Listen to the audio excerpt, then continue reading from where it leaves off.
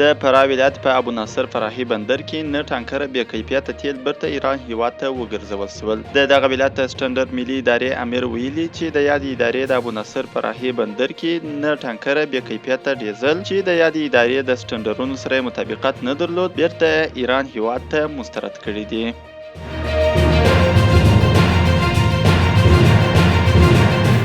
د غزني د کرنې د اوبو لګولو او مالدارۍ ریاست وایي چې د دې ولایت په واغظ ولسوالۍ کې د 90 میلیونو افغانیو په ارزښت د 11 چک ډیمونو د جوړېدو چارې پیل شوي دي او زیات شمیر کسانو ته پکښې د کار زمینه برابره شوې ده.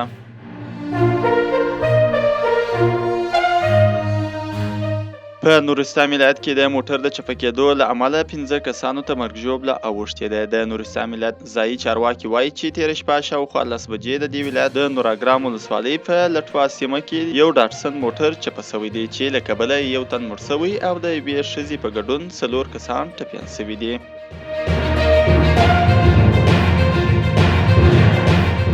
د کډوالو او راستنېدونکو چارو وزارت وایي چې د یو ځانګړي میکانیزم له مخې په راتلونکي کې په راستنېدونکو کډوالو یوه نومره ځمکه وویشل سي او د کورونو د جوړولو په برخه کې به هم مرسته ورسره وسي. د وزارت زیاته کړې چې په تېر یوه کال کې 19,000 هغه کورنیو ته چې هیواد ته راستنه شوي دي د کار زمینه هم برابره کړې ده او هڅه کوي چې ټولو هغو کډوالو ته چې هیواد ته راستنیږي د کار زمینه برابره کړي.